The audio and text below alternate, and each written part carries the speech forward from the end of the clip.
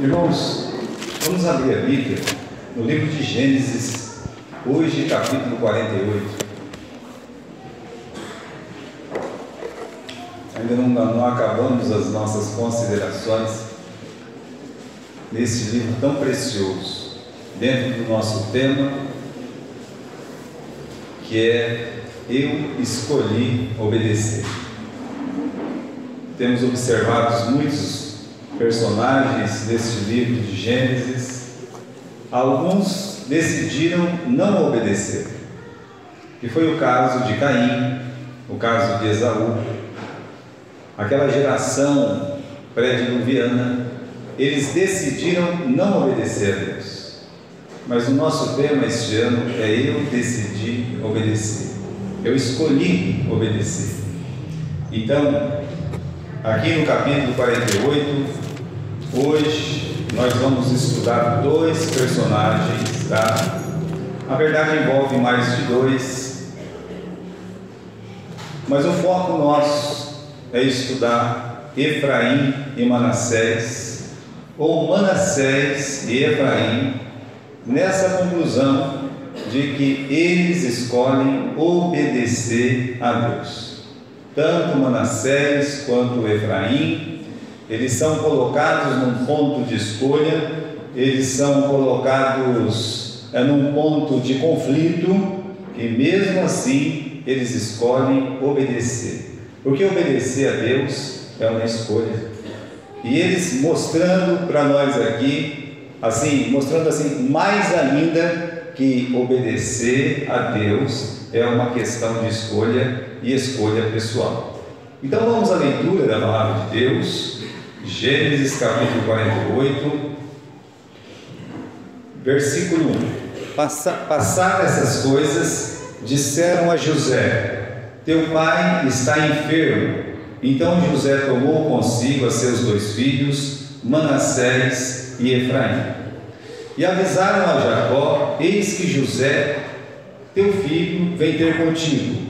Esforçou-se Israel e assentou-se no seu leito. E disse Jacó a José: o Deus Todo-Poderoso me apareceu em luz na terra de Canaã e me abençoou, e me disse: eis que te farei fecundo, e te multiplicarei, e te tornarei multidão de povos, e a tua descendência darei esta terra em possessão perpétua. Agora, pois, os teus dois filhos, que te nasceram na terra do Egito, antes que eu viesse a ti no Egito, são meus. Efraim e Manassés são meus, como Rúben e Simeão. Versículo 15. E abençoou a José, dizendo: o Deus em cuja presença andaram meus pais Abraão e Isaque, o Deus que me sustentou durante a minha vida até este dia, o anjo que tem me livrado de todo mal, abençoe esses rapazes, seja neles chamado meu nome e o nome de meus pais Abraão e Isaque, e cresçam em multidão no meio da terra. Vendo José que seu pai pusera a mão direita sobre a cabeça de Efraim, foi-lhe isto desagradável, e tomou a mão de seu pai para mudar de cabeça de Efraim para a cabeça de Manassés. E disse José a seu pai: não é assim, meu pai, o primogênito é este. Põe a mão na cabeça direita sobre a cabeça dele. Mas seu pai o recusou e disse: eu sei, meu filho, eu sei. Ele também será um povo, também ele será grande. Contudo, o seu irmão menor será maior do que ele, e a sua descendência será uma multidão de nações. Assim os abençoou naquele dia, declarando: por vós abençoará Israel, dizendo: Deus te faça como a Efraim e como a Manassés. E pôs o nome de Efraim adiante de Manassés. Vamos orar a Deus. Senhor, nesta noite, Pai amado, nós primeiro queremos louvar o seu santo nome, grandíssimo, poderoso, cheio de glória. E também pedir, Deus bendito, que o Senhor nos ajude na condução da sua palavra. O Espírito Santo, Senhor, possa nessa noite estar tocando o nosso coração para a obediência irrestrita da sua palavra, da sua vontade. Que Ele possa falar pela boca do seu servo e que também possa instruir, Deus bendito, os corações que aqui estão. Em nome de Jesus. Amém. Muito bem, irmãos. O último versículo que nós lemos, do capítulo 48, no versículo 20. Assim os abençoou naquele dia, declarando: por vós Israel abençoará, dizendo: Deus te faça como a Efraim e como a Manassés. O que Jacó pede aqui? Jacó pede que abençoemos nossos filhos como a Efraim e a Manassés, ser como Efraim e Manassés. Agora, por que Jacó, na hora de dar a bênção patriarcal, ele usou justamente dois meninos, e esses dois meninos não eram nem filhos dele, eram netos? Seria mais coerente o patriarca olhar e dizer assim: Deus abençoe como Judá e José, por tudo que Judá e José eles vivem nas Escrituras. Poderia colocar o nome de José e de Judá como referências de bênção. Eu quero que os pais abençoem seus filhos, dizendo que se faça como a Efraim e a Manassés. Não, mas isso são netos, não são filhos. E são filhos de um filho que nem estava em Canaã, ou seja, esses meninos nem nasceram em Canaã. É uma geração que não conhecia a terra prometida. E agora Jacó, o último dos grandes patriarcas mesmo, ele vai fazer um modelo de bênção e ele usa essa frase: que Deus te abençoe como Efraim ou como Manassés, ou como diz a nossa tradução, que Deus te faça, que você seja como Efraim e como Manassés. Agora, o que Jacó viu nesses meninos que ele não viu nos seus filhos? O que Jacó viu em Manassés e Efraim, que naqueles outros 12, ele não podia dizer uma palavra igual para os 12, como ele disse? Porque essa é uma referência, isso é um modelo. Até hoje, as famílias israelitas, aquelas que são mais ortodoxas, eles citam essa frase para os seus filhos, para os meninos. Eles são abençoados desse jeito. É chamado lá na sexta-feira e colocado justamente essa frase. Qual frase? Essa do versículo 20. Deus te faça, meu filho, como a Efraim e como a Manassés. Então, o que ele viu? Ele viu as escolhas desses meninos. A posição que esses meninos iam tomar, porque eles estavam numa condição muito mais difícil do que aqueles que vieram de Canaã até o Egito. Eles teriam que tomar uma decisão, e depois de tomar a decisão, eles foram colocados à prova, como Esaú e Jacó, como Caim e Abel, foram colocados à prova, e eles passaram pela prova.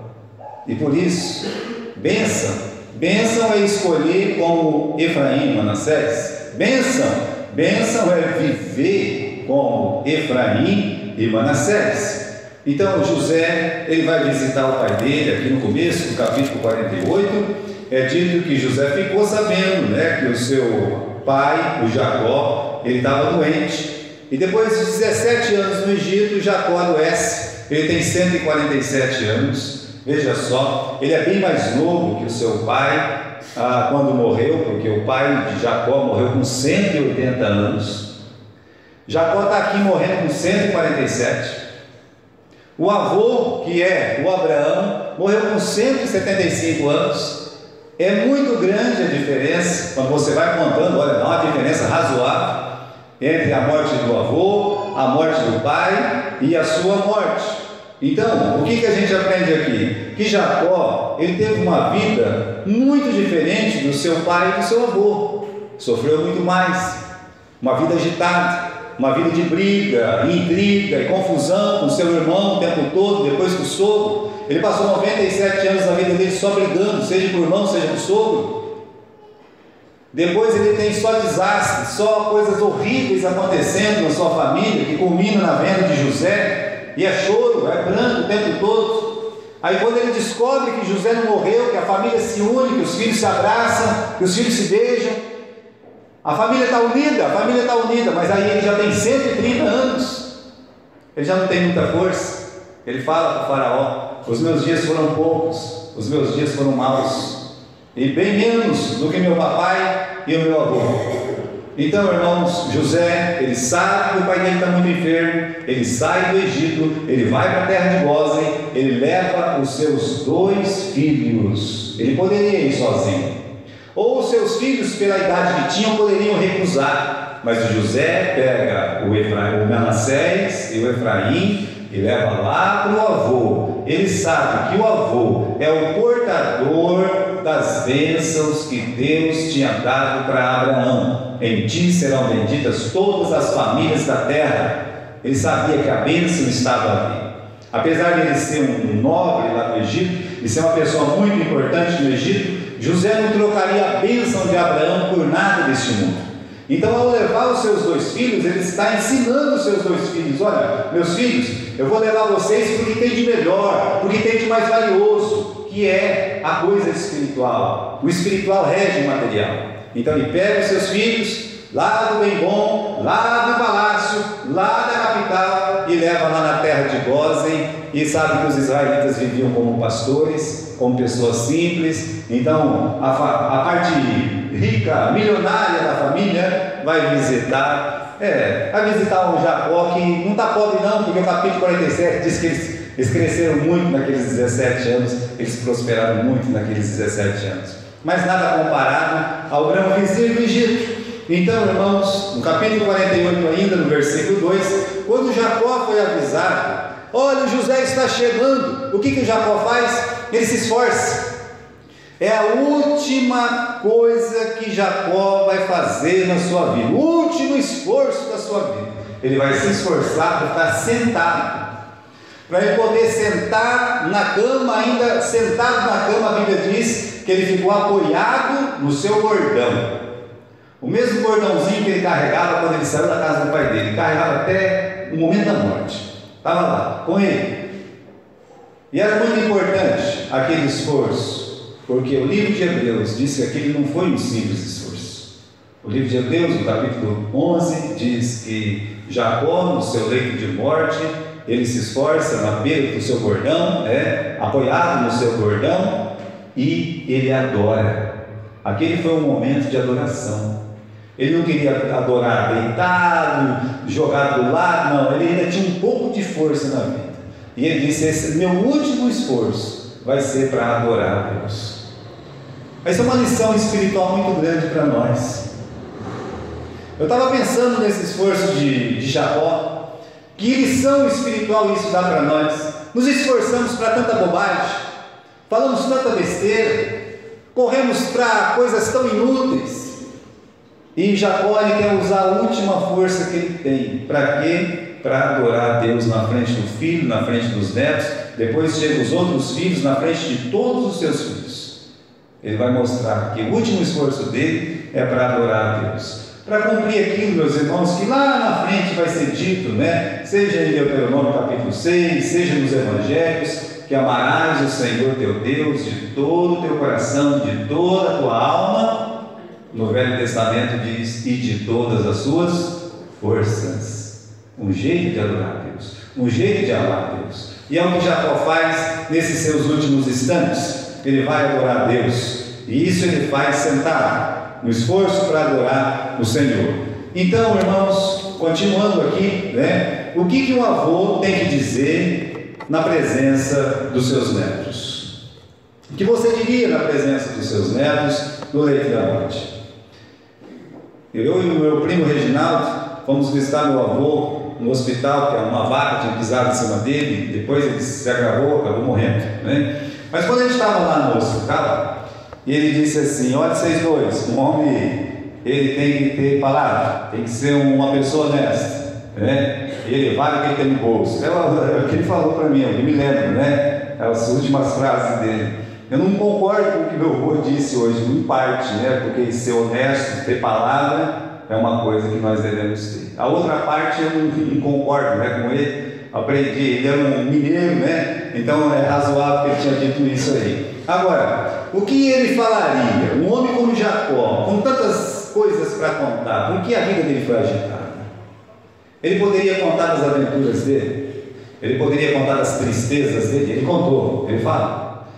A Bíblia diz que no final ele fala: olha, eu andei conquistando com a força da minha mão lá, com o arco, né? Eu fui lá naquela terra de Siquém, tem uma fazendinha lá que eu peguei, conquistei, é de vocês, pode usar, né? Eu estou dando para os filhos de José aquele pedaço de terra.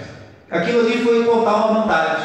Não, contou uma vantagem de perto dos netos? Contou, né? Contou, para dar um presente ali especial para José. Contou coisa triste? Contou. As duas coisas mais tristes que aconteceram na vida de Jacó, ele contou. O que aconteceu de tão triste na vida de Jacó? Ele perdeu a Raquel. Aquilo foi a coisa tristíssima. Lamentou profundamente. Uma mulher ainda jovem perdeu a sua esposa. Sempre lembrando desse fato, lembrando do lugar aonde ele enterrou, ele contou esse fato. Depois ele contou a tristeza de achar que o filho que ele tanto amava, que era José, havia sido morto. Eu pensava que eu nunca mais ia ver os teus olhos, a sua face, e agora estou aqui, né, com você, podendo te abençoar, meu filho José. Mas ele conta uma vantagem, ele conta as suas tristezas, mas a prioridade ali naquele momento não é falar de si mesmo. Qual que é a prioridade? A prioridade é falar de Deus na presença dos seus netos. Jacó se diferencia muito dos outros. O jeito dele abençoar é diferente.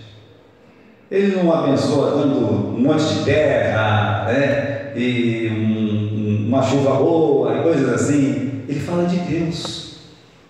É um jeito diferente de abençoar. A gente tem que admirar esse Jacó nesse final de vida dele. Aquele encontro com Deus marcou muito. Então, ele no capítulo 48, antes de abençoar, antes de falar qualquer coisa para o filho e para os netos, no versículo 3 ele diz assim: o Deus Todo-Poderoso me apareceu em luz. O que eu vou falar para os meus netos? O que você vai falar para os seus filhos?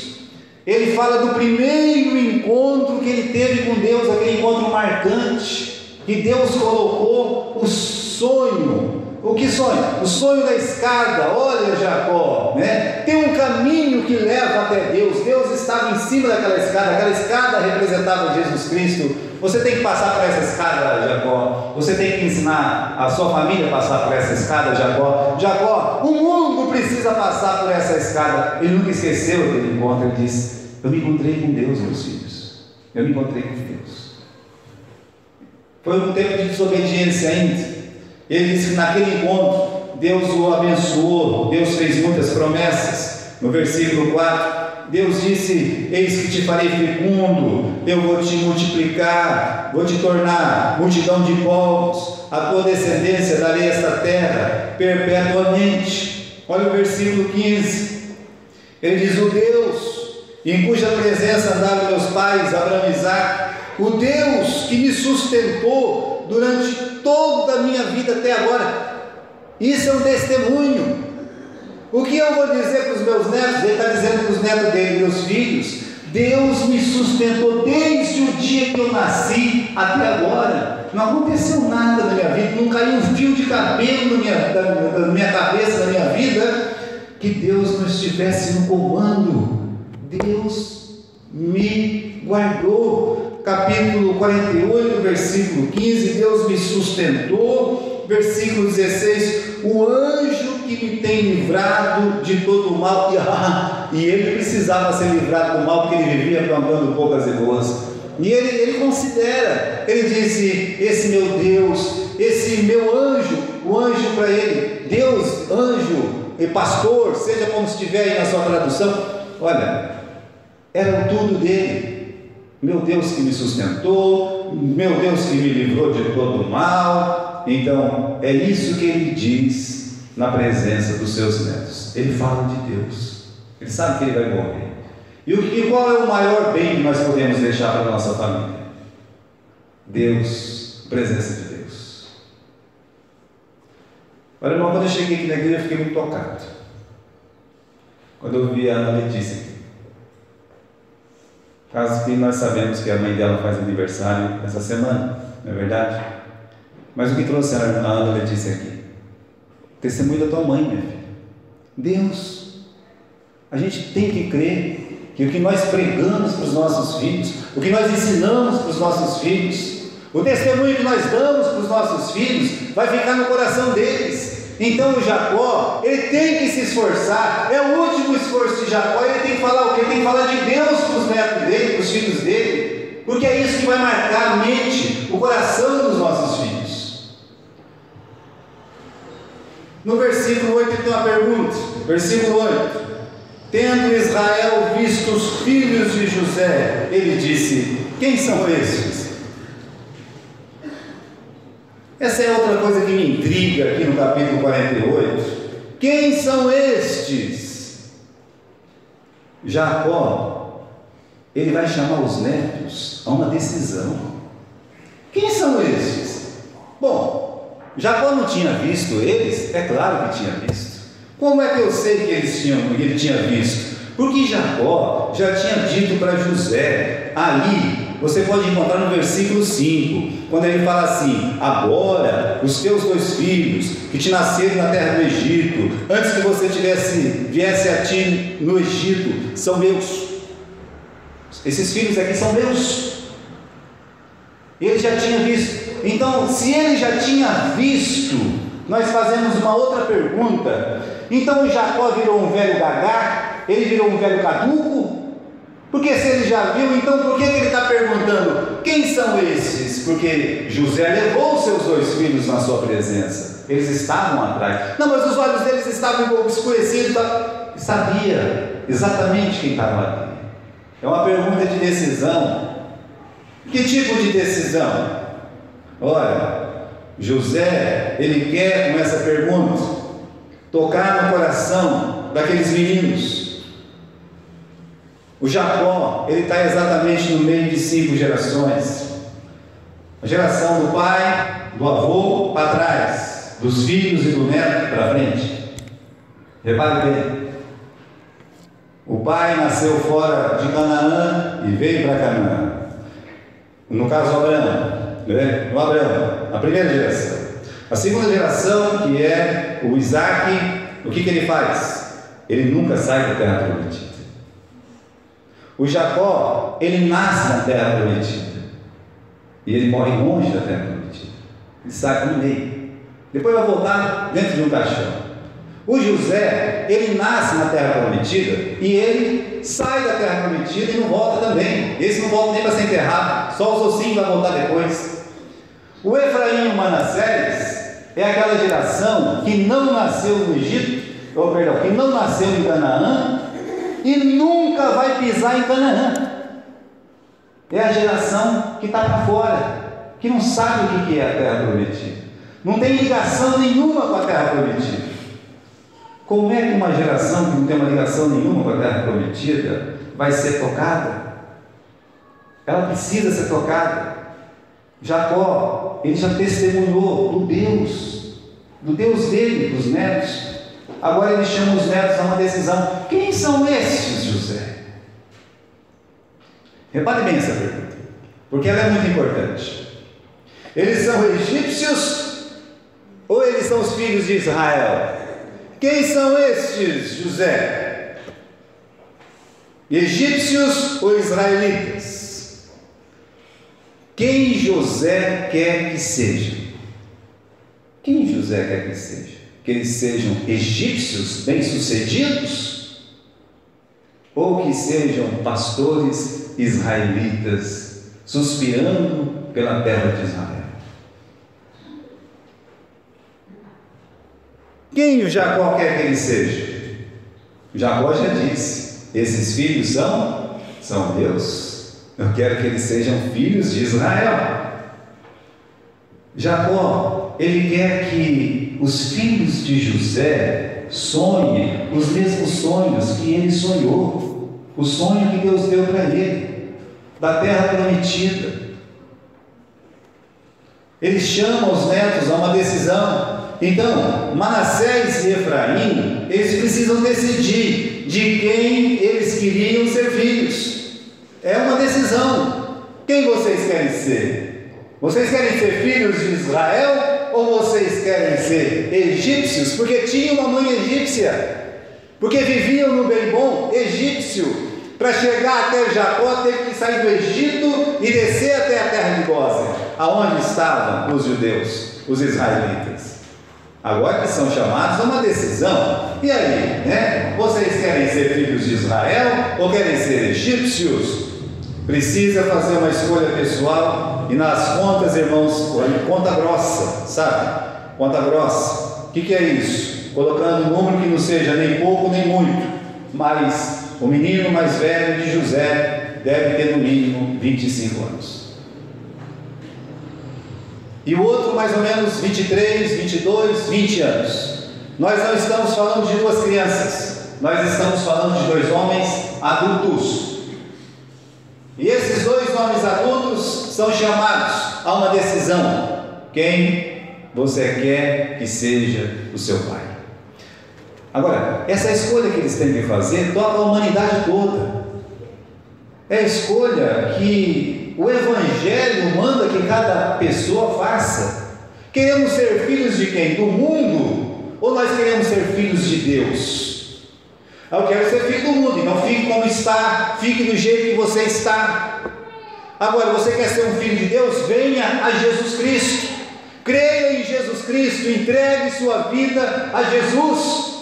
Aí você tem essa decisão para fazer. De quem eu quero ser filho? Olha, no tempo de Jesus, os israelitas batiam no peito e falavam assim: eu sou filho de Abraão, eu sou filho de Abraão. Mas ele só era filho de Abraão, eles não eram filho de Deus. Para ser um filho de Deus, tem que entregar a vida para Jesus. A chamada que eles precisam fazer é essa: de quem que vocês querem ser filhos?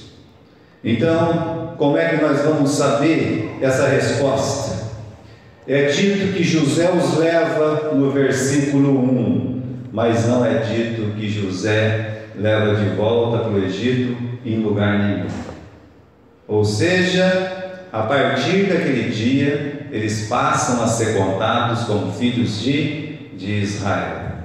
A maior prova de que eles não voltaram mais para o Egito e que eles decidiram ficar junto com seus primos ali na terra de Gósen e sofrer as mesmas tristezas, a mesma escravidão que os primos sofreram, foi que quando Moisés chegou para tirar o povo de Israel do Egito, saíram a tribo de Efraim e a tribo de Manassés. Cada um tinha sua bandeira, aos seus milhares.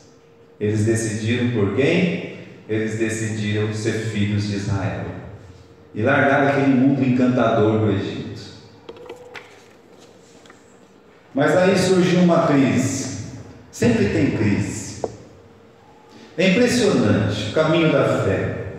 Sempre tem uma confusão, sempre tem alguém que não entende, sempre alguém que vai não gostar. Isso é normal. Aconteceu com os melhores. Que tipo de melhores? Aconteceu com José, que é o que tinha de melhor. Ele se zanga, ele se chateia, porque quando o pai resolve dar a bênção para os netos, veja só, Jacó faz um pedido. No versículo, vamos encontrar o versículo aqui, tá? Versículo 11. Deixa eu ver. Versículo 9. Respondeu José a seu pai: são meus filhos que Deus me deu aqui. Aí faze-os chegar a mim, disse ele, para que eu os abençoe. Veja só, eu quero que você aproxime esses meninos aqui, que eu vou abençoá-los. Vou abençoar o Manassés e vou abençoar o Efraim. Só que o Jacó, na hora da bênção, ele inova. Por que ele inova? Porque o José, muito inteligente, e ele era muito inteligente, é uma das pessoas mais inteligentes que já teve nesse mundo, então ele pegou o mais velho na sua direita, seria na sua esquerda, e colocou a direita do seu pai. A mão direita do pai ficaria na cabeça do filho mais velho, o Manassés. Aí, na sua direita, que seria a esquerda de Jacó, ele colocou o Efraim, que era o menino mais novo. Ele está certo. O mais velho vai receber a bênção da primogenitura, a bênção mais consagrada, para o filho mais velho. E o outro? O outro vai receber também, mas não vai receber muita coisa não, então na cabeça de José, ele segue aquela questão do filho mais velho que vai receber a bênção maior. Bem, o Jacó ele inova por quê? Porque ele cruza as mãos na hora de dar a bênção. Ele faz assim com as mãos, sabe?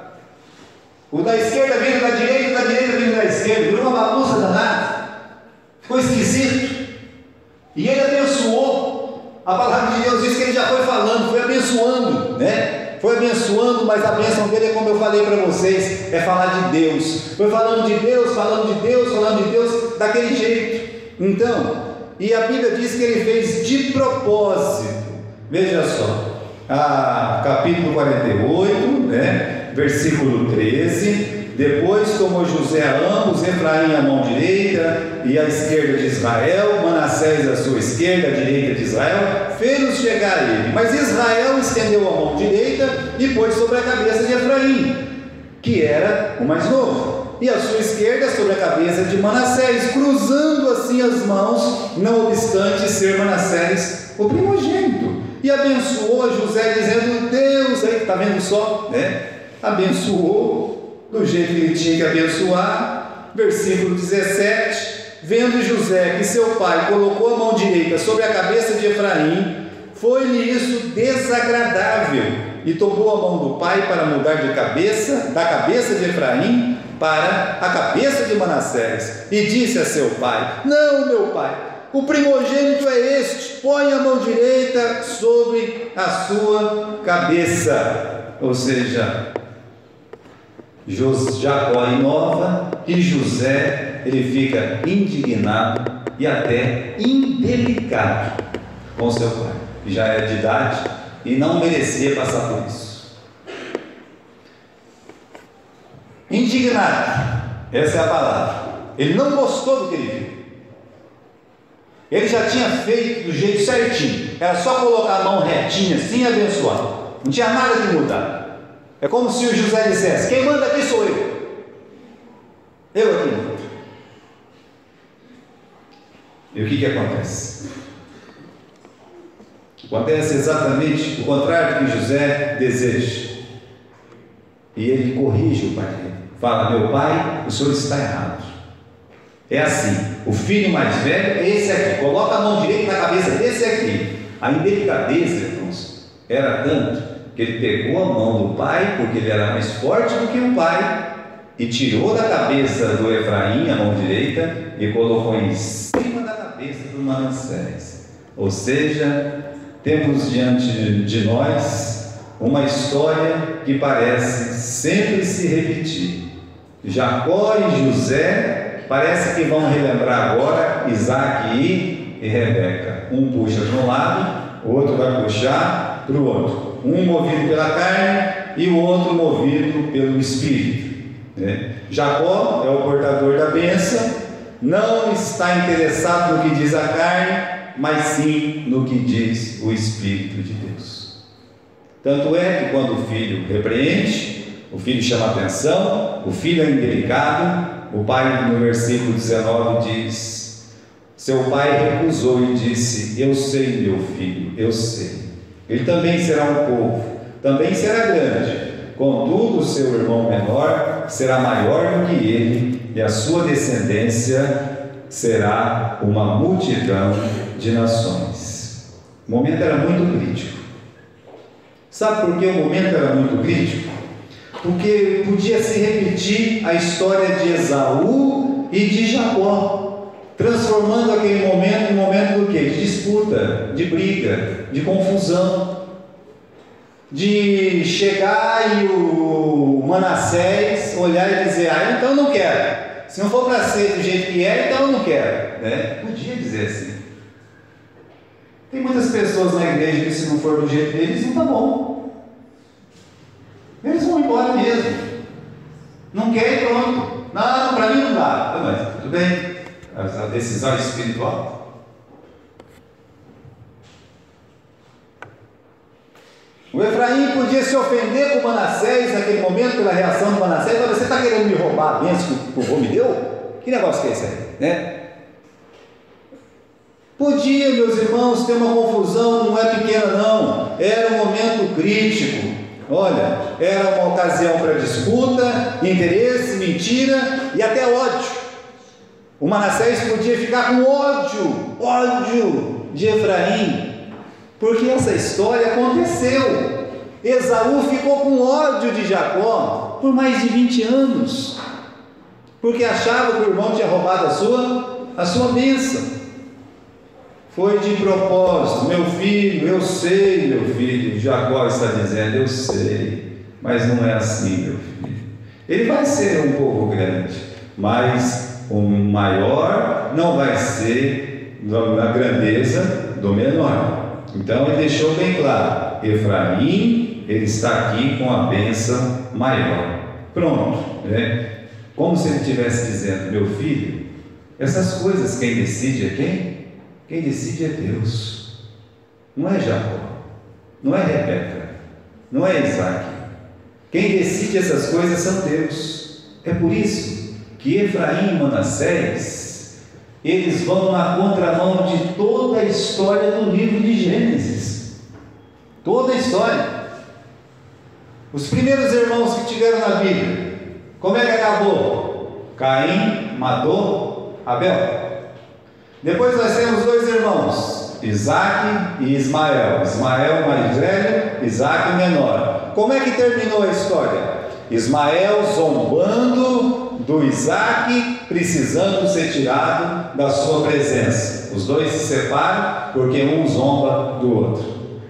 Depois dessa história, nós temos outros irmãos? Temos, a Bíblia fala de Esaú e Jacó. Bom, meus irmãos, se você quer confusão armada com irmãos, é Esaú e Jacó. É muito estrelismo, é muita briga, é muito um querendo se sobressair sobre o outro, um roubando o colo do pai, o outro roubando o colo da mãe, se afinando.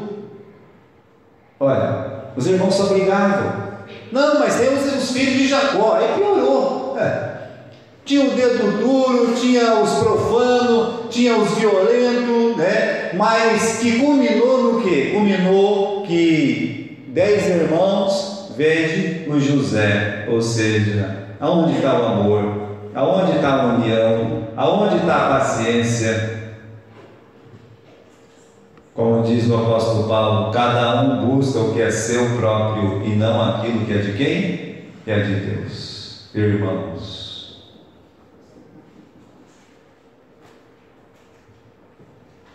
vão na contramão da história.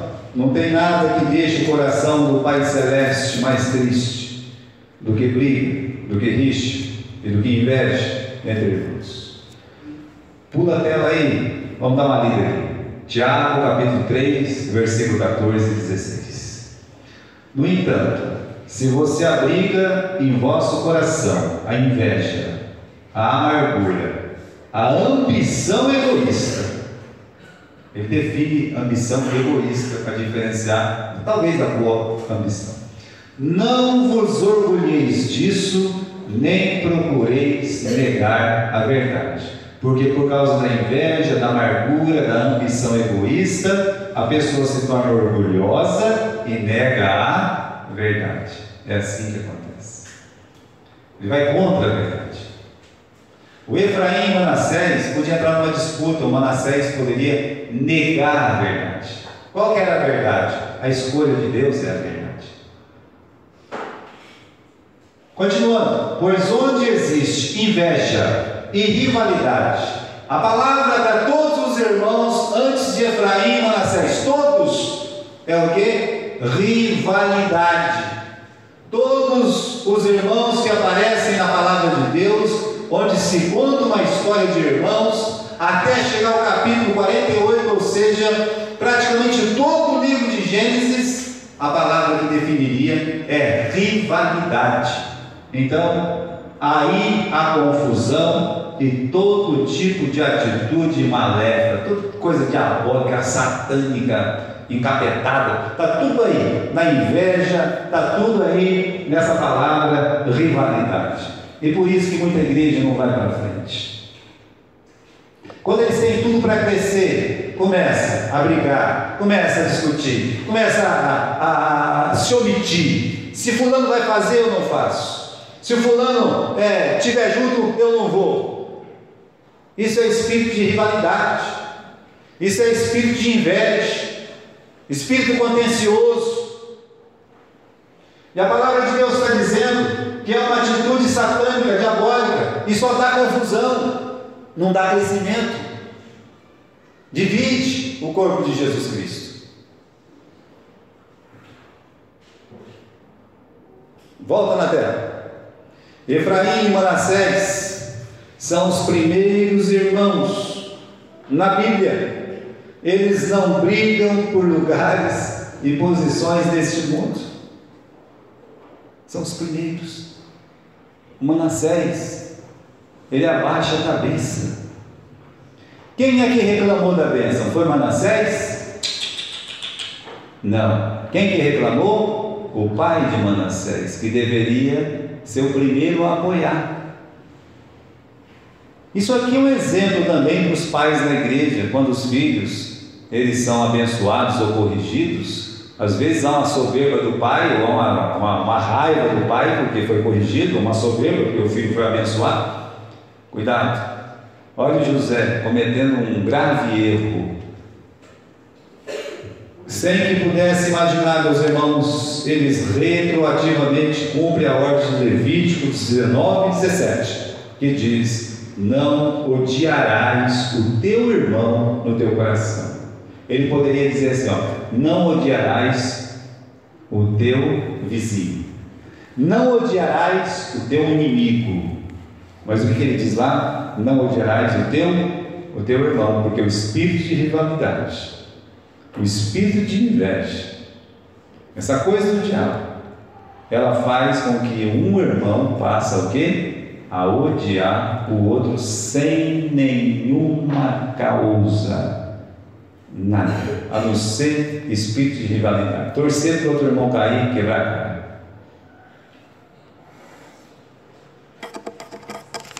Efraim e Manassés são os primeiros que não brigam por posições. Eles escolhem o quê? A união, né? Em contraste com todos os seus antecessores. Eles não lutam, eles não brigam, eles não se ofendem um ao outro. Quando Jacó favorece o filho mais novo, Manassés, ele tem que superar sentimentos pessoais, de se sentir desprezado, de se sentir coitado, de se sentir uma vítima da sociedade. Ele tem que vencer isso, e ele venceu. Ele está contente que o irmão foi abençoado. Ele não reclama. Mas fiquei com a mão esquerda. Você ficou com uma mão de Jacó, meu filho. Você não ficou com a mão esquerda, você ficou com uma mão. É muita coisa. Então é assim que eu vejo Manassés. Eu vejo Manassés contente, abençoado, sim. Não está com aquela bênção de Efraim, será? A bênção maior de Efraim e Manassés devia ser a mesma bênção que é a maior para Jacó, que é para Isaac, que é para Abraão, que é para todos nós. Qual que é a bênção maior? É Deus, é ser filho de Deus. E ele já tinha sido feita a escolha de ser um filho de Israel. São os únicos que venceram esse espírito de rivalidade e se unem pelo bem da sua casa, pelo bem da causa de Deus. Eles se unem por isso. Eles têm motivo para ficar juntos. Agora eu quero voltar no capítulo 48.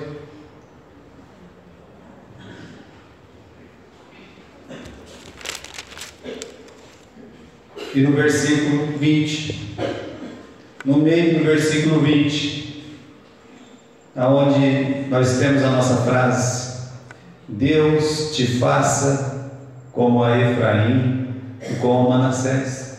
Entenderam por quê? Porque primeiro eles escolhem ser filho de Deus.